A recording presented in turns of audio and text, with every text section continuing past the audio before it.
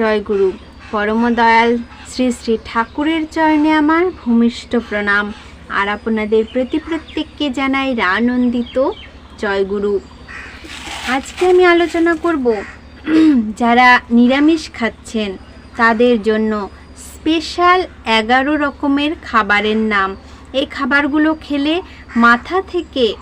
মাথা হবে খুরের মতো ধারালো, আর শরীরে কোনো রোগ জ্বালা থাকবে না। শ্রী শ্রী ঠাকুর কোন নিরামিষ খাবার খেলেও যে 11 রকমের খাবার খেলে এতটা পুষ্টি আমরা পাবো, সেই খাবার সম্পর্কে আজকে আলোচনা করব। কি খাবেন কি খাবেন না, কি খেলে কতটা উপকার হয়, আজকে সেই সম্পর্কে আলোচনা। ভিডিওটি কিন্তু খুবই সুন্দর একটি ভিডিও, অনেক কিছু জানার আছে, অনেক কিছু বোঝার আছে। অবশ্যই পুরো ভিডিওটা দেখবেন মনোযোগ দিয়ে, তাহলে সব কিছু বুঝতে পারবেন। আর কি খেলে, একটা জিনিস খেলে যে এত রকম উপকার হতে পারে, সেটি যদি না শোনেন তাহলে কিন্তু বুঝতেই পারবেন না। আর 11 রকমের খাবারের কথা তো বলবোই, তার আগে প্রথমে একটি খাবারের কথা বলি, যেটাতে কত রকম রোগ, কত রকম সমস্যা আমাদের দূর হয়। চলুন শুরু করি। শ্রী শ্রী ঠাকুর একবার বলেছিলেন, আমলকিকে বলা হয় সর্বরোগ হরণ। ওতে যে কি রোগ সারে না আমার জানা নেই। একদিন পার্লারে বসে আছেন তিনি।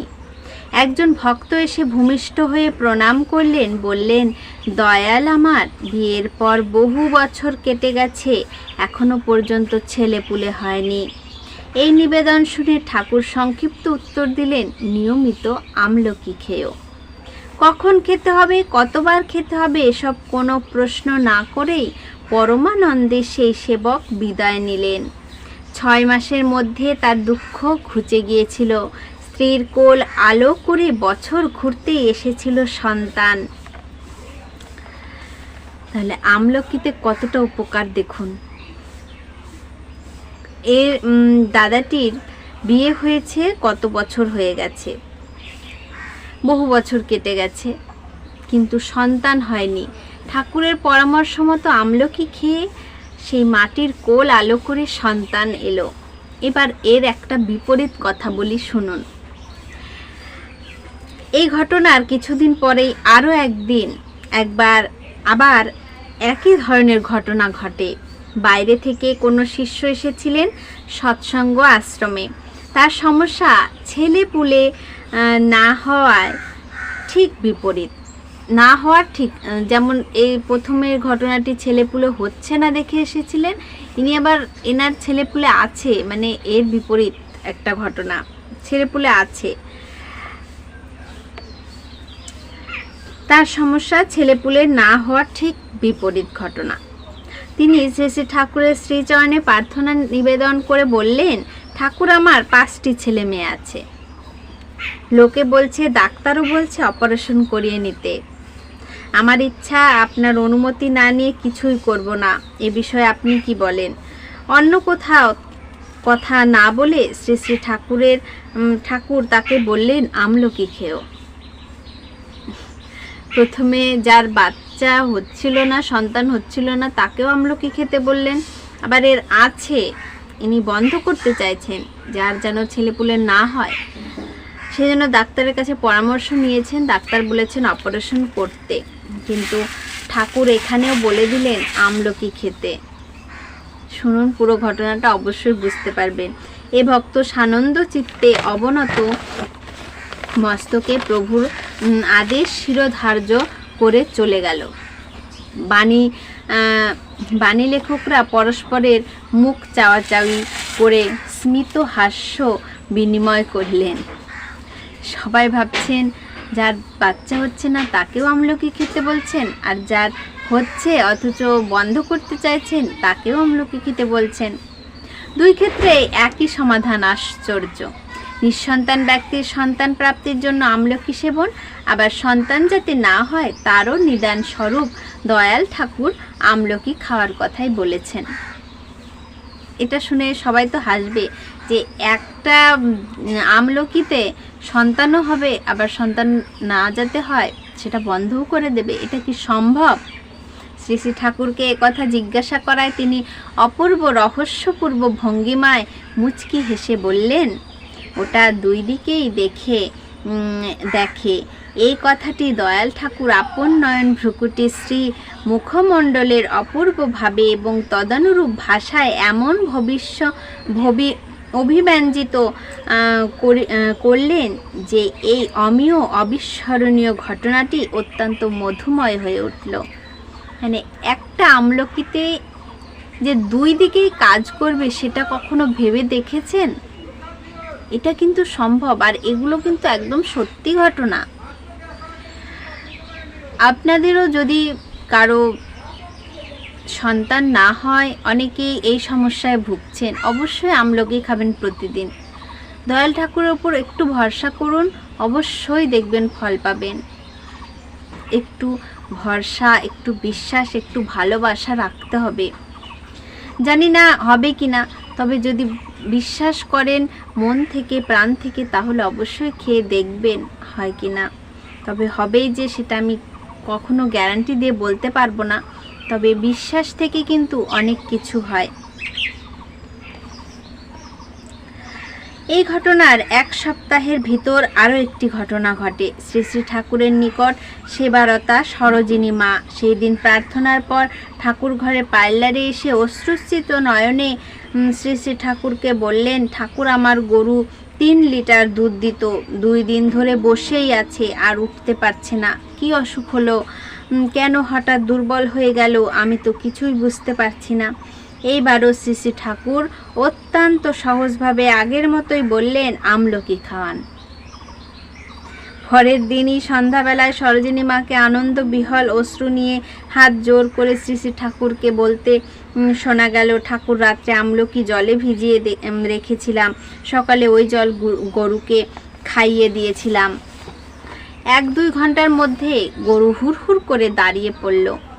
তাহলে আমলকির এত গুণাগুণ একবারও ভেবে দেখেছেন? গরুকে খাওয়ানোর পরেও গরু কিন্তু, যে গরু উঠছিল না সেই গরু হুড়হুড় করে দাঁড়িয়ে পড়ল। এ কথা শোনার সাথে সাথেই দয়াল ঠাকুর অত্যন্ত খুশি হয়ে বললেন, দেখো দেখো আমলকিতে কেমন গুণ, কতটা গুণ আছে এই আমলকিতে। এই আমলকিটা আমরা কিন্তু বাড়িতেও বানিয়ে রাখতে পারি, খুবই অল্প দাম। এটা আমরা রোজ খেতে পারি। এটা অনেক রকম সমস্যার কিন্তু সমাধান করে। আমলকি হজমে সাহায্য করে, স্টমাক অ্যাসিডের ভারসাম্য বজায় রাখে, লিভারকে ভালো রাখে, মাথায় রক্ত সঞ্চালনে সাহায্য করে, হাড়কে সুস্থ রাখে। আমলকি ব্লাড সুগার লেভেল নিয়ন্ত্রণে রেখে ডায়াবেটিস প্রতিরোধ করতেও সাহায্য করে। কোলেস্টেরল লেভেলও কম রাখতে বিশেষ ভূমিকা রাখে। শরীর ঠান্ডা রাখে, দেহের কার্যক্ষমতা বাড়িয়ে তোলে।